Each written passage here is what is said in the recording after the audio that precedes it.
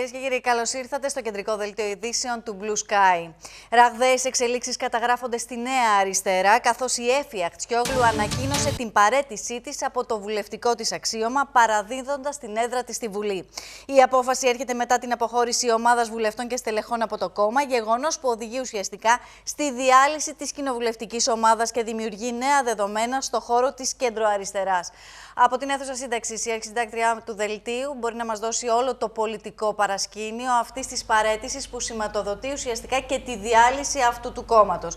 Μαρία Λίλα, σε ακούμε. Λοιπόν, έχουμε πραγματικά τη διάλυση της Νέας Αριστεράς και κυρίως της κοινοβουλευτικής ομάδας. Δεν μπορεί πλέον να εκπροσωπείται με κοινοβουλευτική ομάδα, καθώς δεν έχει τον απαραίτητο αριθμό μετά την αποχώρηση 7 βουλευτών, όπως είναι ο Αλέξης Χαρίτσης, ο Δημήτρης Τζανακόπουλος, η Έφη Αχτσιόγλου που παρέδωσε και την έδρα της, η Μέρο Πιτσούφη, ο Χουσέιν Ζεϊμπέκ και η Θεανό Φωτίου. Και έχουμε επίσης σε σύνολο 150 στελέχη της Νέας Αριστεράς, τα οποία με επιστολή τους είπαν τους λόγους για τους οποίους τελικά φεύγουν από τη Νέα Αριστερά, με τη Νέα Αριστερά να απαντάει πως φαινόταν εξ αρχής ότι θα ακολουθούσαν αυτή την πορεία μετά την ίδρυση του νέου κόμματος από τον πρώην Πρωθυπουργό Αλέξη Τσίπρα, γιατί όλα δείχνουν ότι βαίνουν προς τα εκεί, προς την ελληνική αριστερή συμπαράταξη. Μαρία Λίλα, είναι πολλά τα στελέχη. Υπάρχουν στελέχη τα οποία έχουν διατελέσει πρώην υπουργοί. Όμως, αυτό που ουσιαστικά αντιλαμβανόμαστε είναι ότι ο κύριος Τσίπρας πήγε σε πολλές πολιτικές αναμετρήσεις, έχασε. Βγήκε ο κύριος Φάμελος μετά από πολλές διαδικασίες, τον στήριξαν τα στελέχη, έφυγαν τα στελέχη της Νέας Αριστεράς και τώρα ξαναμαζεύονται όλοι γύρω από τον κύριο Τσίπρα. Αυτά τα στοιχεία που έχουμε μέχρι τώρα αυτό μας λένε και μας το λένε και θα μας το πούνε και το Σάββατο που έχουμε κεντρική επιτροπή στο ΣΥΡΙΖΑ, γιατί η αλήθεια είναι ότι ο Σωκράτης Φάμελος έχει ανοίξει την πόρτα του ΣΥΡΙΖΑ προς το κόμμα του Αλέξη Τσίπρα, έχει μιλήσει για μια ανασύνθεση, όπως είπε, της αριστεράς, με το βλέμμα στραμμένο στο νέο κόμμα που δημιούργησε ο πρώην Πρωθυπουργός. Ο κύριος Τσίπρας τι λέει γι' αυτό, γιατί πολλά στελέχη είναι αυτά που θέλουν να πάνε στο κόμμα του κύριου Τσίπρα, αλλά ο κύριος Τσίπρας τι λέει? Ο κύριος Τσίπρας λέει ότι για να πάνε στο κόμμα του θα πρέπει καταρχήν να παραδώσουν την έδρα τους. Δεν θέλει βουλευτές στο νέο κόμμα που έχει δημιουργήσει. Από εκεί και πέρα νομίζω ότι είναι ανοιχτός ο δρόμος του διαλόγου μεταξύ του πρώην Πρωθυπουργού και άλλων στελεχών της αριστεράς που ενδιαφέρονται γι' αυτό, και να σημειώσουμε ωστόσο ότι όλες οι δημοσκοπήσεις που έχουν γίνει τις τελευταίες ημέρες φέρνουν σε στη δεύτερη θέση το κόμμα Τσίπρα. Και αυτό που συνταράσει ακόμα περισσότερο την κέντρο αριστερά είναι η δήλωση του Δημάρχου Χάρη Δούκα, ότι θα μπορούσαμε, προκειμένου να φύγει ο Μητσοτάκης, να έχουμε μία συνεργασία μεταξύ του ΠΑΣΟΚ και του κόμματος του Αλέξη Τσίπρα. Πολύ ωραία. Θα τα συζητήσουμε όλα αυτά σε πολύ λίγο με την κυρία Μαριτίνα Ζαφυριάδου. Συνεχίζεται η ανωδική δημοσκοπική πορεία του νέου πολιτικού σχηματισμού του Αλέξη Τσίπρα, καθώς νέα μέτρηση τον καταγράφει στη δεύτερη θέση πίσω από τη Νέα Δημοκρατία. Οι αναλυτές εκτιμούν ότι η δυναμική του νέου κόμματος αναδιαμορφώνει τον χώρο της αντιπολίτευσης, ασκώντας πίεση κυρίως στο ΠΑΣΟΚ και επαναφέροντας νέα διλήμματα για τις πολιτικές συμμαχίες της επόμενης ημέρας. Λοιπόν, εδώ έχουμε και την πρόθεση ψήφου, να πάμε να τη δούμε, όπως την έχουμε δώσει από το κοντρόλ. Η Νέα Δημοκρατία παρουσιάζεται στο 25,6%, η Ελλάς του Αλέξη Τσίπρα στο 13%, το κόμμα της Μαρίας Καριστιανού στο 11,2%, το ΠΑΣΟΚ στο 8,9%, βλέπουμε να συμπιέζεται, το ΚΚΕ στο 5,4%, η Ελληνική Λύση στο 4,5%, η Πλεύση Ελευθερία στο 3,8%, τη βλέπουμε σε χαμηλά επίπεδα, η Φωνή Λογική στο 3,5%, η Νίκη στο 2,4%, ο ΣΥΡΙΖΑ στο 1,9%, ακόμη και αυτά μας θυμίζουν εποχές 2001-2003, και η Νέα Αριστερά στο 0,6%. Και πάμε να δούμε και την εκτίμηση ψήφου. Η Νέα Δημοκρατία βρίσκεται στο 30,8%, η Ελλάδα στο 15,7%, πάλι ψηλά είναι για ένα νέο εισερχόμενο κόμμα. Το κόμμα της Μαρίας Καριστιανού στο 13,5% και εκείνο οδεύει πάρα πολύ ψηλά. Το ΠΑΣΟΚ στο 10,7, το ΚΚΕ στο 6,5, το βλέπουμε ελαφρώς μειωμένο σε σχέση με τα ποσοστά που βλέπαμε το προηγούμενο διάστημα. Η Ελληνική Λύση στο 5,4, η Πλεύση Ελευθερία στο 4,6%, η Φωνή Λογική στο 4,2%, η Νίκη στο 3%, ο ΣΥΡΙΖΑ στο 2,3% και η Νέα Αριστερά στο 0,7%. Και να πάμε να καλωσορίσουμε την αγαπημένη συνάδελφο, την κυρία Μαριτίνα Ζαφυριάδου, η οποία θα μας δώσει όλες τις εξελίξεις σχετικά και όσον αφορά το ΠΑΣΟΚ και όσον αφορά αυτή την παρέμβαση που έκανε ο κύριος Δούκας, αλλά και αυτό το πολιτικό παρασκήνιο που έχει να κάνει με τη μόχλευση, που το βλέπουμε στις δημοσκοπήσεις κάθε φορά αποτυπώνεται. Μαριτίνα, σε ακούμε. Σε ευχαριστούμε πάρα πολύ για την αποδοχή. Καλησπέρα, εγώ ευχαριστώ. Καλό μήνα. Εντάξει, ξεκίνησε επεισοδιακά, τουλάχιστον για το ΠΑΣΟΚ. Για αυτό μάλλον να ευθύνονται δύο πράγματα, όχι ένα. Ο κύριος Δούκας ήταν το δεύτερο. Ο πρώτος ήταν η δημοσκοπική κάθοδος. Περιμέναμε πολλούς μήνες ώστε η βελόνα να ξεκολλήσει προς τα πάνω για το ΠΑΣΟΚ. Δεν έγινε αυτό. Έφνης όμως ξεκόλλησε προς τα κάτω και αυτό έχει δημιουργήσει έναν πανικό. Έναν πανικό που φαίνεται στον τρόπο με τον οποίο αντιμετωπίζει το νεότευκτο κόμμα του Αλέξη Τσίπρα η Χαριλάου Τρικούπη, παρά το γεγονός ότι είχε πάρα πολύ χρόνο στη διάθεσή της για να προετοιμαστεί για αυτό. Σε κάθε περίπτωση, στο ΠΑΣΟΚ επιχειρούν να κρατήσουν χαμηλά την μπάλα, όπως λένε στο ποδόσφαιρο, και αυτό γιατί εκτιμούν ότι θα κάτσει ο κουρνιαχτός, θα κάτσει η σκόνη από την πρώτη εντύπωση που δημιουργούν δύο νεότευκτα κόμματα, δύο προσωποπαγή κόμματα, όπως συνηθίζουν να λένε, και αυτό δεν το λένε τυχαία, το λένε γιατί πιστεύουν ή θέλουν να πιστεύουν ότι το αμέσως επόμενο διάστημα, όταν αυτή η σκόνη θα κάτσει, όταν αυτή η χρυσόσκονη θα πέσει, όπως μου έλεγαν σήμερα, τότε θα κληθούν τα κόμματα να αναμετρηθούν σε επίπεδο προτάσεων, σε επίπεδο προγράμματος, και εκεί είναι βέβαιοι ότι το ΠΑΣΟΚ θα υπερτερήσει ξανά, για τον απλούστατο λόγο ότι το ΠΑΣΟΚ έχει έτοιμο κυβερνητικό κόμμα που απαντά σε όλα τα προβλήματα του κόσμου ή τέλος πάντων στα περισσότερα, με ρεαλιστικό τρόπο, με κοστολογημένο τρόπο, την ώρα που τα άλλα κόμματα δεν έχουν καν προτάσεις, έστω επί των πιο σημαντικών, και δεν έχουμε δει την ηγετική τους ομάδα, πόσο μάλλον τα στελέχη που θα πλαισιώσουν τον Αλέξη Τσίπρα και τη Μαρία Καριστιανού. Φαντάζομαι ότι για να κατέβουν υπάρχουν και οι ομάδες, υπάρχουν και τα στελέχη, αλλά δεν έχουν ανακοινωθεί ακόμη. Θα εφιστήσω την προσοχή σε τρία πράγματα. Επιστροφή ψηφοφόρων ΣΥΡΙΖΑ. Δηλαδή θα μπορούσε να είναι κάτι τέτοιο γύρω από το νέο κόμμα, το νεότευκτο όπως το λες, μετακινήσεις από τη Νέα Αριστερά που ήδη συμβαίνουν με πάρα πολλά στελέχη, όπως είπε και η Μαρία Λίλα, διαρροές από το ΠΑΣΟΚ ψηφοφόρων που αναζητούν ισχυρότερο αντιπολιτευτικό πόλο απέναντι στη Νέα Δημοκρατία. Θέλω το σχολείο στο πολιτικό εδώ. Κοιτάξτε, σίγουρα η Νέα Αριστερά αντιμετωπίζει τα μεγαλύτερα προβλήματα ως αυτή την ώρα. Φαίνεται ότι διαλύεται στα εξών συνετέθη. Η κοινοβουλευτική της ομάδα ούτως ή άλλως έχει διαλυθεί ήδη. Έχουμε και την πρώτη παραίτηση. Θυμίζω ότι ήταν προαπαιτούμενο για τον πρώην Πρωθυπουργό η έλευση οποιοδήποτε στελέχους στο κόμμα του, στην Ελληνική Αριστερή Συμπαράταξη, για να το συνηθίζουμε. Θα έπρεπε να έχει παραιτηθεί, όπως παραιτήθηκε και ο ίδιος, από τη βουλευτική του έδρα. Φαίνεται ότι η κυρία Αχτσιόγλου ήταν αρκετά τολμηρή για να το κάνει πρώτη. Ο ΣΥΡΙΖΑ και εκείνος φαίνεται ότι αναμετράται με την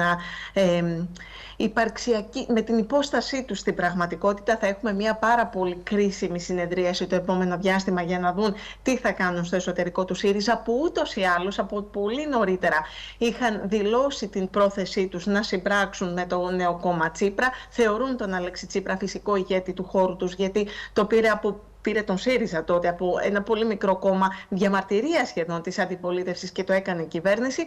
Το ΠΑΣΟΚ τώρα. Το ΠΑΣΟΚ θα αντιμετωπίσει σοβαρούς κλειδονισμούς, αλλά υπάρχει μία ειδοποιώς διαφορά, και αυτή είναι στο ότι η βάση του ΠΑΣΟΚ έχει χαρακτηριστικά αντιτσίπρα. Ακόμα και τώρα. Θεωρούν δηλαδή. Αυτό είναι πολύ σημαντικό για το οποίο μας λες. Για συνέχισε. Θεωρούν δηλαδή ότι η επανεμφάνιση του κυρίου Τσίπρα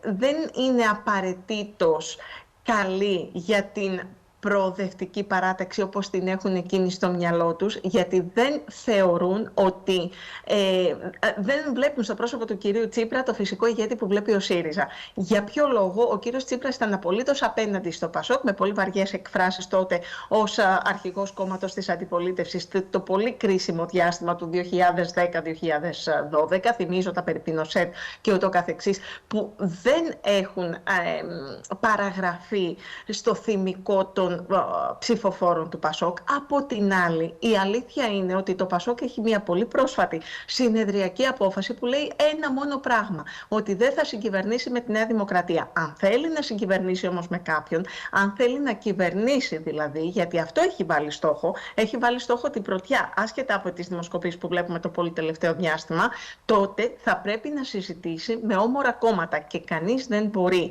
μέχρι τουλάχιστον να αποδειχθεί κάτι τέτοιο, να πει ότι ο κύριος Τσίπρας και το κόμμα που τώρα γεννήθηκε δεν είναι όμορο στο ΠΑΣΟΚ. Φαίνεται ότι είναι όμορο, τουλάχιστον εκεί απευθύνεται στην ίδια δεξαμενή ψηφοφόρων. Αντίθετα, η Μαρία Καριστιανού δεν έχει δείξει ακόμη σε ποιο κοινό απευθύνεται. Φαίνεται ότι η ψήφος, η δημοσκοπική ψήφος, γιατί όλα αυτά θα κρυθούν στις κάλπες, στην Μαρία Καριστιανού και το κόμμα της, είναι λίγο οριζόντια, είναι λίγο ψήφος διαμαρτυρίας. Είναι οι άνθρωποι που, κάποιοι από τους ανθρώπους, τους πολύ περισσότερους ανθρώπους που κατέβηκαν στους δρόμους για τα Τέμπη ζητώντας δικαιοσύνη. Επειδή όμως δικαιοσύνη για τα Τέμπη ζητάμε όλοι οριζόντια, μένει να δούμε από πού θα πάρει τελικά τις ψήφους η κυρία Καριστιανού και το κόμμα της.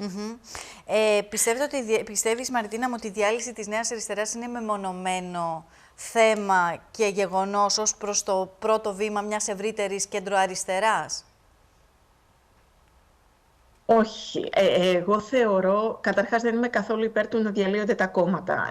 Το θεωρώ ήττα αυτό για τη δημοκρατία. Από την άλλη πλευρά, εάν πρόκειται είναι όπως το είπες όμως, εξών συνετέθη. Δηλαδή, σωστά, συνέβη γιατί κάποιος έφυγε, γιατί το κόμμα δεν τους χωρούσε, γιατί ήταν αυτοί που ήθελαν τον κύριο Τσίπρα, αλλά ο κύριος Τσίπρας δεν είχε κόμμα εκείνη την δεδομένη περίοδο. Κοιτάξτε, όμως έτσι θα υιοθετήσουμε μία κριτική, της οποίας δεν είμαι απολύτως υπέρμαχος, που λέει ότι ο κύριος Τσίπρας διέλυσε ή πάντως διέσπασε το κόμμα του για να το καλέσει τώρα πίσω. Δεν είμαι πολύ σίγουρη. Εγώ διατηρώ πολύ μεγάλες επιφυλάξεις για το ποια στελέχη θα επιλέξει τελικά να έχει δίπλα του ο κύριος Τσίπρας. Ο κύριος Τσίπρας, αν ήθελε να ηγηθεί του ΣΥΡΙΖΑ, θα το έκανε. Του ήταν πάρα πολύ εύκολο να επιστρέψει χωρίς να χρειαστεί να παραιτηθεί από βουλευτής και να ηγηθεί του χώρου του. Δεν ήθελε να κάνει αυτό. Ήθελε να κάνει κάτι νέο, όχι γιατί έχει ξεχάσει κανείς τον τρόπο με τον οποίο πολιτεύτηκε, γιατί θέλει να σβήσει το παρελθόν του. Ο ίδιος καθόλου δεν θέλει να σβήσει το παρελθόν του, αντίθετα το υπερασπίζεται πάρα πολύ. Θέλει όμως να ξεκινήσει. Μέσα από το βιβλίο του. Το ξαναέγραψε φυσικά, μέσα από το βιβλίο του. Φυσικά. Η οποία είχε τόνους αυτοκριτικής, είχε όμως κυρίως τόνους κριτικής προς στελέχη που αυτή τη στιγμή θέλουν να συμπορευτούν μαζί του. Ο ίδιος όμως τους απέδωσε ευθύνες, τις οποίες δεν απέδωσε στον εαυτό του. Και αυτό φαίνεται ότι καθιστά πολύ δύσκολο το εγχείρημα του να ξαναπάνε όλοι μαζί, ώστε να μην συμβαίνει τίποτα. Ποιες κινήσεις αναμένεται να κάνει το ΠΑΣΟΚ σε σχέση με τα υπόλοιπα κόμματα της κεντροαριστεράς, ή τώρα πώς βλέπεις την κατάσταση? Είδαμε και μια δυναμική σφήνα, να το πω έτσι, από την κυρία Διαμαντοπούλου. Πιστεύετε ότι μιλάει ανταυτού, δηλαδή αντί του κυρίου Ανδρουλάκη?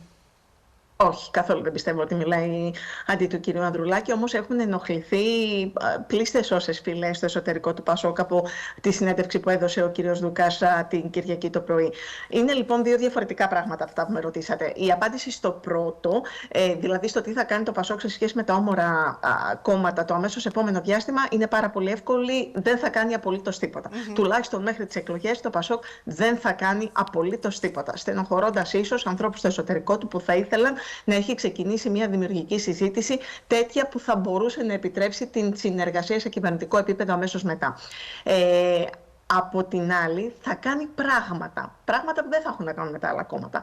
Θα κάνει μια σκιώδη κυβέρνηση. Θα έχει ένα πολιτικό συμβούλιο την Παρασκευή εκτός απρόπτου. Το λέω έτσι γιατί ήταν να γίνει αύριο το πολιτικό συμβούλιο και μετατέθηκε για την Παρασκευή. Εκεί φαίνεται ότι θα μοιραστούν ρόλοι, θα μοιραστούν ευθύνες. Θα ξεκινήσει πολύ σημαντικές περιοδίες ο ίδιος ο Νίκος Ανδρουλάκης και όχι μόνο.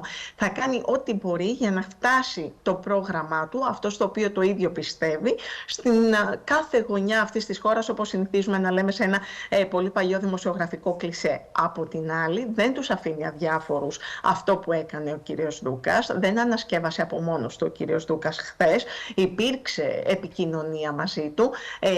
Ούτε εκείνος βεβαίως θέλει να τραβήξει το χαλί κάτω από τα πόδια κανενός αυτή τη στιγμή στο Πασόκ. Όμως είναι καταγεγραμμένη και διαχρονική η άποψή του ότι θα πρέπει να υπάρχει ένας διάλογος μεταξύ των προοδευτικών κομμάτων, ώστε να είναι έτοιμοι την επόμενη μέρα εφόσον χρειαστεί να συμπλέψουν. Μαριτίνα, τη διαγραφή τη σκέφτονται ή δεν θα λύσει κάποιο πρόβλημα? Οι διαγραφές συνήθως δεν προαναγγέλλονται στα κόμματα. Σίγουρα έχει υπάρξει ως εισήγηση, όμως φαίνεται ότι δεν είναι αυτή η επιλογή. Ακούγονται πάρα πολλά για τον κύριο Δούκα και το πολιτικό του μέλλον. Δεν νομίζω ότι ο κύριος Ανδρουλάκης στην παρούσα στιγμή θα επιλέξει να διαγράψει τον κύριο Δούκα. Άρα, αυτό που αναμένουμε από το Πασόκ είναι μια σκληρή αντιπολίτευση. Ίσως έτσι γίνει ακόμη καλύτερη και η κυβέρνηση. Να τη δούμε. Σωστά. Όλα κρίνονται επί του πεδίου. Σε ευχαριστούμε πολύ. Λοιπόν, και να πάμε, κυρίες και κύριοι, στη διεθνή σκηνή. Σφοδρές μάχες στο Νότιο Λίβανο, ενώ το Ιράν καθυστερεί να απαντήσει. Η ένταση στη Μέση Ανατολή παραμένει υψηλή, με σφοδρές συγκρούσεις να καταγράφονται στο νότιο τμήμα του Λιβάνου. Την ίδια ώρα η διεθνής κοινότητα παρακολουθεί τις κινήσεις του Ιράν, το οποίο μέχρι στιγμής αποφεύγει να προχωρήσει σε άμεση απάντηση, διατηρώντας ανοιχτά όλα τα ενδεχόμενα για την περαιτέρω εξέλιξη της κρίσης στην περιοχή. Μαρία Λίλα, θέλω να μας πεις όλο το πολιτικό παιχνίδι που παίζεται εκεί, για το τι συμβαίνει και... Πραγματικά είναι μια κατάσταση που θα περίμενε κανείς ότι θα είχε λήξει, αλλά συνεχίζονται με σφοδρότητα οι εντάσεις. Πράγματι έτσι είναι. Αν πίστευε κανείς τα λόγια του Αμερικανού Προέδρου Ντόναλντ Τραμπ, είχε ήδη λήξει το θέμα, είχε υπογραφεί και η συμφωνία. Και μάλιστα, μιλώντας στο ABC, είπε ότι μέχρι την επόμενη εβδομάδα θα έχουμε υπογράψει με το Ιράν ένα μνημόνιο κατανόησης, το οποίο θα ορίζει τι? Θα ορίζει ότι θα ανοίξει το Ιράν τα στενά του Ορμούς και θα γίνει κατάπαυση του πυρός τουλάχιστον για 60 ημέρες. Αυτό όμως δεν βλέπουμε ακόμα να συμβαίνει. Είπαν ακόμη, από την Τεχεράνη τουλάχιστον, ότι δεν πρόκειται να συνεχιστούν οι διαπραγματεύσεις με τις Ηνωμένες Πολιτείες όσο σφυροκοπάει το Ισραήλ, το Λίβανο. Στη συνέχεια η Ουάσιγκτον είπε ότι αυτό δεν συμβαίνει, συνεχίζονται κανονικά οι διαπραγματεύσεις με την Ιρανική πλευρά και ωστόσο είχαμε ένα τηλεφώνημα φωτιά όπου τράβηξε το αυτί του Νετανιάχου, του Ισραηλινού Πρωθυπουργού, ο Αμερικανός Πρόεδρος. Λένε πολλοί ότι τον έβρισε, του μίλησε με τα χειρότερα λόγια. Και του είπε ουσιαστικά ότι απομονώνει το Ισραήλ με όλο αυτό που κάνει. Ακριβώς, και δεν μπορεί πλέον να τον υπερασπίζεται για ό,τι κάνει. Και αυτό που κάνει είναι ότι είχε δώσει έντολη να πλήξουν τη Βηρητό. Το πήρε πίσω. Ο Ισραηλινός Πρωθυπουργός είπε δεν θα πληγεί τελικά η Βηρητός. Συνεχίζονται όμως οι σφοδροί βομβαρδισμοί και οι επιθέσεις στο νότιο Λίβανο, και είχαμε ένα πλήγμα σε νοσοκομείο στην Τύρο με αποτέλεσμα 4 νεκρούς, 127 τραυματίες, 28 είναι γιατροί και 4 εξ αυτών νοσηλεύονται σε κρίσιμη κατάσταση, δυστυχώς. Βλέπουμε, Μαρία Λίλα, ότι δεν κρατιούνται τα προσχήματα, δηλαδή εκκλησίες, πολιτιστικά μνημεία και σχολεία δεν θα έπρεπε ποτέ να είναι στόχοι. Απαγορεύεται, και ήταν στόχοι. Ναι. Ακριβώς. Πάμε να δούμε τα αποσπάσματα και στη συνέχεια να συνομιλήσουμε με τον κύριο Κρασά. Trump kind of lit him up. According to Axios, he told him, quote, "What the F are you doing? You're effing crazy. You'd be in prison if it weren't for me. I'm saving your ass.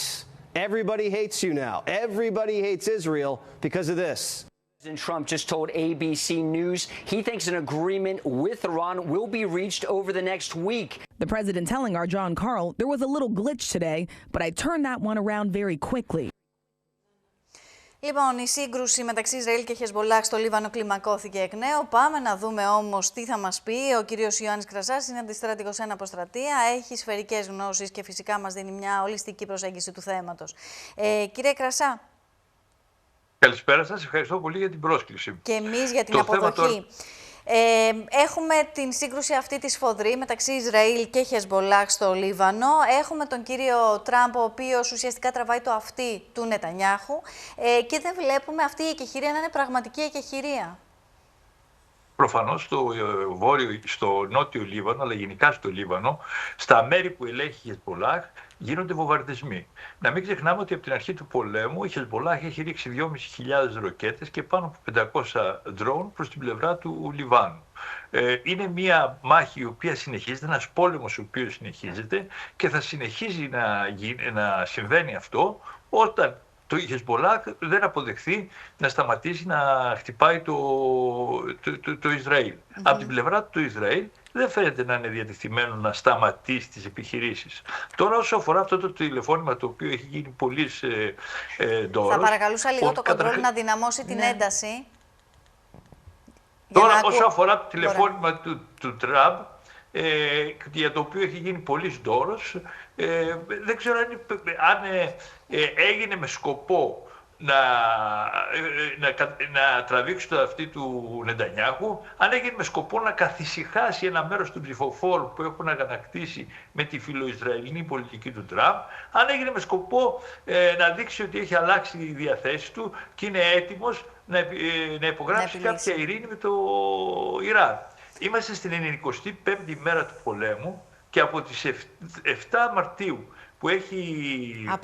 7 Απριλίου, συγγνώμη, που έχουν περάσει 2 μήνες, κάθε μέρα ζούμε μία υπογραφή συμφωνίας και την άλλη μέρα ζούμε ότι αυξάνεται η ένταση. Να μην ξεχνάμε ότι στο μοναδικό λιμάνι που διατηρεί το Ιράκ, τον Περσικό κόλπο, το Ουμ, χθες ένα πλοίο χτυπήθηκε και από ντρόουν και από πύραυλο κρούς και οι φρουροί της Επαναστάσεως ανέλαβαν την ευθύνη του πλήγματος λέγοντας ότι αυτό το πλοίο εξυπηρετεί συμφέροντα του Ισραήλ και των ΗΠΑ. Όλα είναι πάρα πολύ εύθραστα. Τη μία μέρα φαίνονται ότι θα γίνει κάτι και θα γίνει ειρήνη και την άλλη μέρα φαίνονται όλα να πέφτουν. Δυστυχώς εδώ... Ναι, κύριε Κρασά, ήθελα να σας πω γιατί βλέπουμε μια επιθετικότητα από την Τεχεράνη απέναντι στα κράτη του κόλπου. Μετά και την αποχώρηση των Ηνωμένων Αραβικών Εμιράτων από τον ΟΠΕΚ, έχουμε βομβαρδισμούς στο Κουβέιτ, έχουμε χτυπήματα στο Ομάν. Τι γίνεται με αυτό, πώς και το Ιράν στρέφεται τώρα εναντίον των κρατών του Αραβικού κόλπου? Θέλει να απομονώσει τις ΗΠΑ από την υποστήριξη των κρατών του Περσικού κόλπου, διατηρεί πάνω από 14 βάσεις οι Ηνωμένες Πολιτείες με 50.000 προσωπικό στα κράτη τα οποία αναφέρατε προηγουμένως και θέλει να στριμώξει τις Ηνωμένες Πολιτείες προκειμένου να αποδεχθούν τους όρους τους. Τόσο ο Τραμπ αλλά όσο και η Ιρανική ηγεσία θέλουν να φανούν, δέχονται πίεση ώστε να φανεί η οποιαδήποτε συμφωνία επιτευχθεί ως νίκη εκ μέρους είτε του Ιράν είτε των Ηνωμένων Πολιτειών. Για δικούς τους λόγους. Το Ιράν για να σταθεροποιηθεί και να μην υπάρχει αμφισβήτηση του καθεστώτος, του Τραμπ δε προκειμένου να σταθεροποιήσει τη θέση του, διότι έχουν ακουστεί πολλές φωνές διαμαρτυρίας και από στελέχη του Ρεπουμπλικανικού κόμματος που είναι φανατικοί υποστηριχτές του. Άρα λοιπόν, όταν έχεις 3-4 παραμέτρους να εξυπηρετήσεις και η εξίσωση έχει πολλούς αγνώστους, είναι πολύ δύσκολη λύση. Και κατά την άποψή μου, το Νετανιάχου δεν θα κάνει αυτό που θέλει. Δεν δείχνει, αυτό έγινε με το τηλεφώνημα, αλλά δεν νομίζω ότι θα πτωηθεί από ένα τηλεφώνημα. Και μπορεί, εγώ έτσι όπως το βλέπω, μπορεί να είναι και σκεμμένη η δημοσίευση του τηλεφωνήματος. Ναι, προκειμένου να δείξει ο Τραμπ ότι εγώ, κοιτάξτε, απαλλάσσω με τον ευθυνό. Του έτριξα τα δόντια και του εξήγησα τι θα συμβεί. Αλλά η ουσία είναι ότι επί του πεδίου, όπως αναφέρατε και εσείς προηγουμένως, εξακολουθούν τα χτυπήματα, όπου βλέπουν οι Ισραηλοί ότι υπάρχει στόχος και είναι ενδεχομένως να κρύβεται εκεί πέρα εκτοξευτές βλημάτων, πυράβλων, αποθήκη ή οτιδήποτε άλλο, το χτυπούν ανεξαρτήτως εάν έχουν παράπλευρες δυστυχώς απώλειες και κακώς έχουν, διότι δεν αποτελούν στόχους και σύμφωνα με τις διεθνείς συνθήκες, τα νοσοκομεία, τα σχολεία. Κάτι που αναφέραμε και εμείς λίγο πριν. Κύριε Κρασά, να σας ρωτήσω. Ναι, και Μαρία Λίλα, μπορείς να συμπληρώσεις. Η Χεσμπολάχ έχει απαντήσει με πυράβλους, ντρόν και επιθέσεις κατά των Ισραηλινών στόχων. Πώς μπορεί και αντέχει απέναντι σε ένα Ισραηλινό κράτος? Κοιτάξτε, το θέμα της Χεσμπολάχ είναι ότι έχει σε πάρα πολλά σημεία πάρα πολλά πυρομαχικά και πυρομαχικά, δηλαδή ρουκέτες, πυράβλους, drones, τα οποία κρύβονται εύκολα και δεν χρειάζονται ιδιαίτερα συστήματα εκτοξεύσεως, όπως είναι η βαλιστική πύραυλη. Έχει δημιουργηθεί μια κατάσταση η οποία είναι παράλληλη και όμοια με αυτόν τον πόλεμο που διεξάγεται στη Ρωσία, την Ουκρανία, που διανύουν εκεί την 1650 μέρα, μου φαίνεται. Είναι 1650 μέρες πολέμου, όπου έχουμε μπει σε μια φάση ρομποτικού πολέμου, ότι με μικρά φτηνά drones έχουν δημιουργήσει μια στασιμότητα στο μέτωπο, με αποτέλεσμα να υπάρχουν τεράστιες απώλειες και μετά από 4,5 σχεδόν χρόνια πολέμου να μην μπορούν να μετακινηθούν. Αυτή τη νέα στρατιωτική πραγματικότητα πρέπει να τη λάβουμε και εμείς σοβαρά υπόψη, ώστε να ξέρουμε τι πρόκειται να αντιμετωπίσουμε. Κύριε Κρασά, δεν έχουν, να το πω έτσι, ουσιαστικά δεν έχουμε πάυσει κάποια στρατόπεδα, γιατί έχει αρχίσει αυτός ο πόλεμος στον drone να μας απασχολεί ιδιαίτερα και να υπάρχει αυτή η τεχνογνωσία την οποία κάπως πρέπει να τη μάθουμε όσον αφορά και τον ελληνικό στρατό. Το πρώτο μέρος της ερωτήσεως, αυτό να μπορείτε να μου πείτε ξανά. Κύριε Κρασά, λέω ότι κάποια στρατόπεδα έχουν ήδη σταματήσει να λειτουργούν στην Ελλάδα. Γιατί λέγατε για την τεχνογνωσία ότι είναι όσον αφορά τα drone, ότι έχει αλλάξει ο πόλεμος. Ναι, έχει μια νέα διάσταση, ρομποτική θα έλεγα, γιατί τα drones είναι και ξηρά και θάλασσα και αέρα. Σωστό. Το θέμα είναι ότι το προσωπικό πρέπει να προμηθευτεί αυτά τα νέα συστήματα και να εξοικειωθεί και να τα προσαρμόσει στο σχέδιο αμήνης. Δηλαδή το σχέδιο αμήνης της χώρας, της πατρίδας μας, είναι αυτό στο οποίο στηρίζονται όλες οι ενέργειες που πρέπει να κάνουν και οι τρεις κλάδοι των ενόπλων δυνάμεων, και ο στρατός και το ναυτικό και η αεροπορία, προκειμένου να αντιμετωπίσουμε ενδεχομένη επίθεση από την Τουρκία. Μέσα λοιπόν σε αυτά τα μέσα, όπως αυτή τη στιγμή έχουμε δεδομένα μέσα αεροπλάνα, πλοία, πυροβόλα κτλ. Αντιεροπορικά συστήματα, πυράβλους. Πρέπει να προσθέσουμε και τα drones. Τα drones τα οποία έχουν μια πληθώρα χρήσεων και μπορούν να συμβάλλουν και στην άμυνα, να αμυνθούμε ώστε να μην μας καταλάβουν έδαφος και να καταστρέψουμε τις εχθρικές δυνάμεις. Η τεχνολογία τους βελτιώνεται με την εβδομάδα. Να φανταστείτε σε νούμερα ότι φτάνουν τώρα γύρω στα 5 με 6 εκατομμύρια ντρόουν να κατασκευάζει μόνο η Ουκρανία κάθε χρόνο. Όταν άρχισε στο πρώτο έτος του πολέμου να έχει γύρω στα 30 με 40.000 ντρόουν. Κύριε Κρασά, ήθελα να σας ρωτήσω, γιατί δηλώνουν εντυπωσιασμένοι οι διεθνείς αναλυτές και το BBC το ίδιο έκανε ρεπορτάζ για αυτό το θέμα, για την αντοχή της Τεχεράνης. Βρέθηκε το Ιράν πιο ανθεκτικό, να αντέχει περισσότερο από ό,τι υπολόγιζαν και οι Αμερικάνοι και η υπόλοιπη Δύση ενδεχομένως, απέναντι στις Ηνωμένες Πολιτείες Αμερικής και το Ισραήλ. Από αυτές τις δύο χώρες δέχτηκε επίθεση. Και τι κατάφερε το Ιράν? Να αντισταθεί και να συσπυρώσει μάλιστα τον κόσμο. Δεν οδηγήθηκε σε μια αλλαγή καθεστώτος, κάτι που όπως δήλωσε ο Νετανιάχου επιθυμούσε το Ισραήλ. Έδειξε να αντέχει. Οι Ηνωμένες Πολιτείες Αμερικής, ναι. Έδειξε να αντέχει το Ιράν. Εσείς τι πιστεύετε, τι συμβαίνει, ή εξοπλίζεται κρυφίως και δολίως ενδεχομένως από την Κίνα και τη Ρωσία? Όσον αφορά το τελευταίο που είπε, της Κασπίας θαλάσσης, μεταφέρονται στο Ιράν και ενισχύεται το Ιράν σε κάθε είδους εξοπλισμό. Αυτό συμβαίνει. Αλλά από την άλλη πλευρά, είπατε αντέχει. Ο πόλεμος είναι θέμα αντοχής. Νικάει στο τέλος τον πόλεμο αυτός που πιστεύει στη νίκη και έχει δυνατότητα να αντέξει τις ανθρώπινες απώλειες, τις απώλειες προσωπικού, τις απώλειες και τις καταστροφές μέσων, την καταστροφή συγκροτημάτων, και όταν αντέξεις και πεις εγώ αντέχω, και άντεξε το Ιράν σε έναν βομβαρδισμό με τον οποίο πίστευε ο Τραμπ ότι θα το καταβάλει, τότε δεν ητάσαι. Δεν είσαι ηττημένος. Σωστό. Δεν είσαι ηττημένος. Και μπορείς να ζητήσεις και γι' αυτό διαπραγματεύεσαι. Αν είσαι ηττημένος και πεις δεν μπορώ άλλο να συνεχίσω, τότε υπακούεις η ψιλικολογία και η υπακούση στους όρους του αντιπάλου σου. Είναι ορισμένες αρχές του πολέμου, οι οποίες παραμένουν αμετάβλητες από την αρχή του. Σωστά. Της δημιουργίας αυτού του φαινομένου. Ναι, η αντοχή. Κύριε Κρασά. Να αντέχει κάποιος είναι τεράστια σημασία. Κύριε Κρασά, σας ευχαριστώ θερμά. Ευχαριστώ και τη Μαρία Λίλα. Να πάμε τώρα σε ένα άλλο θέμα, το οποίο είναι πραγματικά φλέγον. Σημάδια αποκλιμάκωσης εμφανίζει η διεθνής αγορά ενέργειας, καθώς η τιμή του πετρελαίου Brent υποχώρησε κάτω από το ψυχολογικό όριο των $95 το βαρέλι. Οι επενδυτές αξιολογούν τις γεωπολιτικές εξελίξεις και τα αποθέματα των μεγάλων οικονομιών, ενώ οι αναλυτές εκτιμούν ότι η πτώση μπορεί να λειτουργήσει θετικά για τις μεταφορές, τη βιομηχανία και τον πληθωρισμό.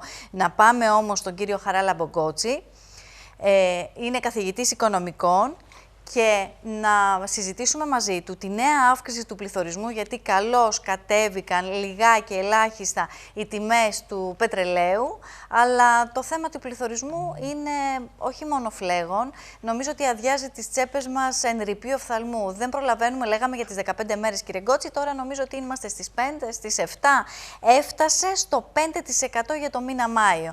Καλώς τον. Καλησπέρα.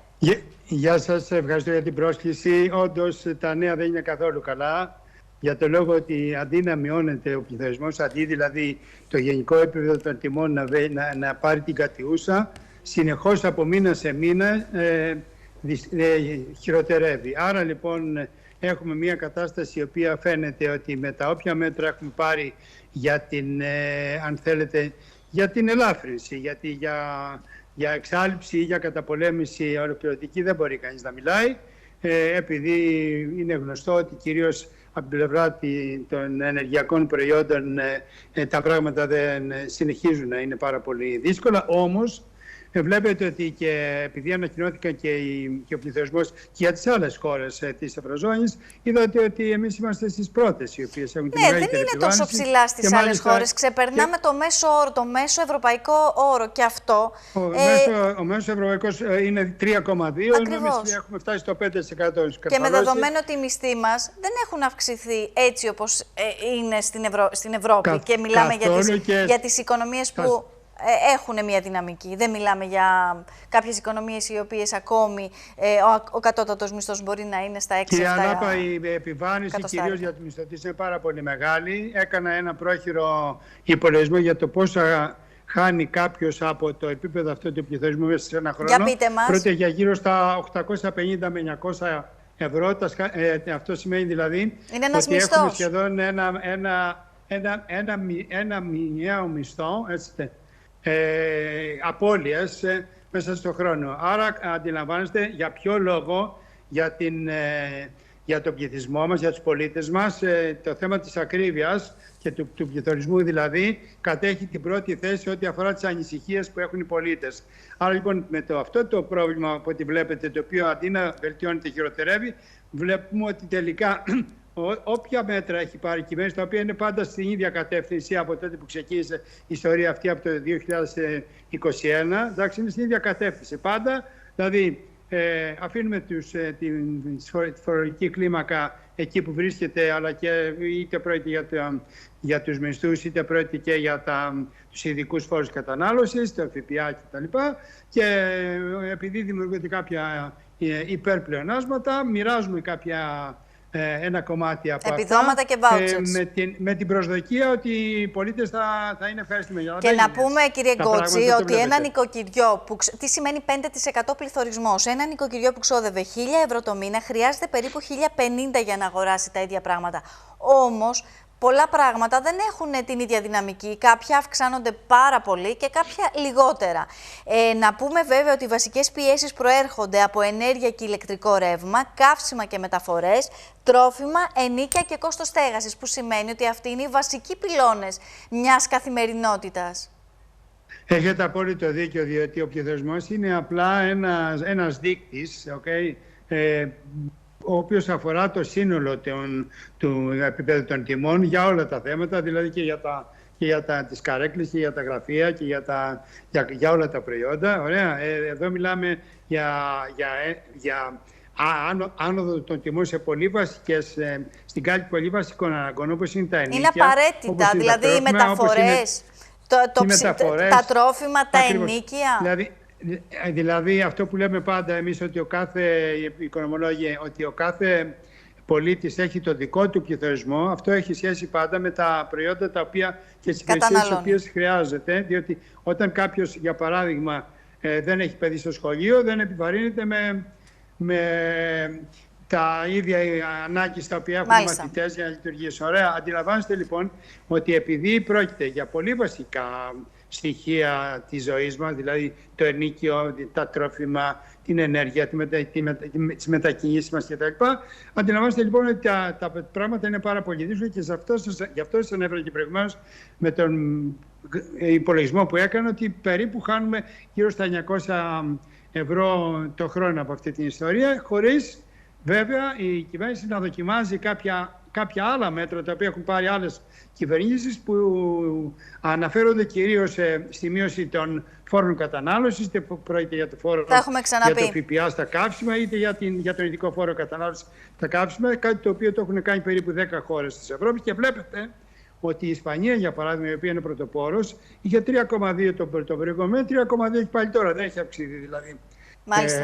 Ο πληθωρισμός. Δεν αυξήθηκε ο πληθωρισμός. Ακριβώς. Άρα λοιπόν εκεί θα έπρεπε, κατά την άποψή μου, να τολμήσει η κυβέρνηση να δοκιμάσει και αυτά τα μέτρα, δεδομένου ότι βλέπετε ότι και οι τιμές στα καύσιμα, στα πρατήρια δεν λένε να όχι, δεν κατεβαίνουν. Όπως δεν κατεβαίνουν και οι τιμές στα σούπερ μάρκετ εδώ και πάρα πολύ καιρό. Κύριε Γκότση, δεν έχω άλλο χρόνο. Σας ευχαριστώ θερμά και θα ήθελα να έρθετε από κοντά για να κάνουμε αυτή την πολύ ενδιαφέρουσα συζήτηση που κάνουμε κάθε φορά. Θα το κάνουμε κάποια στιγμή. Να είστε καλά. Ευχαριστώ πολύ. Λοιπόν, να πάμε τώρα στη νέα σοκαριστική υπόθεση, κυρίες και κύριοι, της γυναικοκτονίας που συγκλονίζει την κοινή γνώμη όχι μόνο στην Καλαμάτα αλλά σε ολόκληρη την Ελλάδα. Οι αρχές συνεχίζουν τις έρευνες για τις συνθήκες του εγκλήματος, ενώ στο πλαίσιο της προανακριτικής διαδικασίας εξετάζονται και τα δύο παιδιά της οικογένειας, προκειμένου να διαπιστωθεί αν έχουν εκτεθεί σε ουσίες ή άλλους επιβαρυντικούς παράγοντες που σχετίζονται με την υπόθεση. Να πάμε τώρα στον ΟΠΕΚΕΠΕ. Ενώπιον του ανακριτή οδηγούνται οι φερόμενοι ως επικεφαλής κυκλώματος που ερευνάται για παράνομες επιδοτήσεις μέσω του ΟΠΕΚΕΠΕ. Η υπόθεση αφορά καταγγελίες για εικονικές δηλώσεις και παράτυπη εισπράξη κοινοτικών κονδυλίων, με τις δικαστικές αρχές να εξετάζουν το εύρος της δράσης του κυκλώματος στη Βόρεια Ελλάδα. Έρχεται νομοσχέδιο και νομοθετική πρωτοβουλία που προετοιμάζει η κυβέρνηση με στόχο τη διευκόλυνση νοικοκυριών και επιχειρήσεων που αντιμετωπίζουν ληξιπρόθεσμες οφειλές. Το υποδιαμόρφωση νομοσχέδιο προβλέπει δυνατότητα αποπληρωμής χρεών έως και 72 μηνιαίες δόσεις, δίνοντας ανάσα σε χιλιάδες φορολογούμενους και ενισχύοντας τη δυνατότητα σταδιακής εξόφλησης των υποχρεώσεών τους. Σε κατάσταση συναγερμού τέθηκαν οι διοκτικές αρχές μετά την απόδραση του 48χρονου κρατούμενου από τις φυλακές Κορυδαλλού. Η ελληνική αστυνομία έχει εξαπολύσει εκτεταμένες έρευνες για τον εντοπισμό του, ενώ εξετάζονται οι συνθήκες κάτω από τις οποίες κατόρθωσε να διαφύγει από το σοφρονιστικό κατάστημα. Σε μια συμβολική κίνηση πολιτιστικής συνεργασίας, η Ελλάδα επέστρεψε 48 αρχαιότητες στην Κυπριακή Δημοκρατία. Τα αντικείμενα είχαν εντοπιστεί στο ελληνικό έδαφος και η επιστροφή τους εντάσσεται στην διεθνή προσπάθεια προστασίας της πολιτιστικής κληρονομιάς και καταπολέμησης της παράνομης διακίνησης αρχαιοτήτων.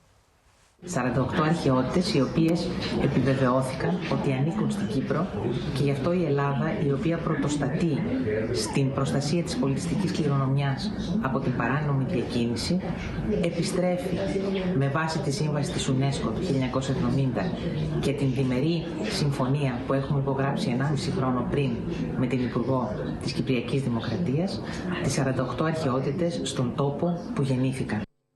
Είμαστε χαρούμενοι που επεστράφησαν οι 48 αρχαιότητες και περιμένουμε και τις άλλες αρχαιότητες από το Μουσείο του Λούβρου και από όλα τα μουσεία της γης που έχουν ελληνικές αρχαιότητες να επιστρέψουν εδώ στη χώρα μας και δει στο Μουσείο της Ακρόπολης. Και είναι ένα πραγματικά πάρα πολύ σοβαρό θέμα. Λοιπόν, να πάμε τώρα στα 100 χρόνια που θα συμπλήρωνε σήμερα, αν ζούσε, η Μέριλιν Μονρόε και το αφιέρωμα που της επεφύλαξε το Hollywood. Έναν αιώνα ζωής θα συμπλήρωνε σήμερα η θρυλική Μέριλιν Μονρόε, η γυναίκα που σημάδεψε όσο λίγες την ιστορία του παγκόσμιου κινηματογράφου. Με εμβληματικές εμφανίσεις, αξεπέραστη γοητεία και ταινίες που άφησαν εποχή, η Μονρόε παραμένει μέχρι σήμερα ένα από τα μεγαλύτερα σύμβολα του Hollywood, επηρεάζοντας γενιές καλλιτεχνών και θαυμαστών σε ολόκληρο τον κόσμο. Και όποιοι λένε ότι ήταν μόνο όμορφη, κάνουν πάρα πολύ μεγάλο λάθος, γιατί δεν θα είχε τέτοια καριέρα αν δεν ήταν πραγματικά έξυπνη. Λοιπόν, κυρίες και κύριοι, αυτό ήταν το κεντρικό δελτίο ειδήσεων από το Blue Sky. Μείνετε μαζί μας, γιατί ακολουθεί υπέροχη ελληνική ταινία και μετά Μαρία Ραπατζή με πάρα πολλά θέματα από την κοινωνία που έχει λόγο. Και φυσικά μην χάσετε Αντώνη Λιάρο με τις παρεμβάσεις και με ένα πολιτικό πάνελ πραγματικά φωτιά. Να είστε όλοι καλά.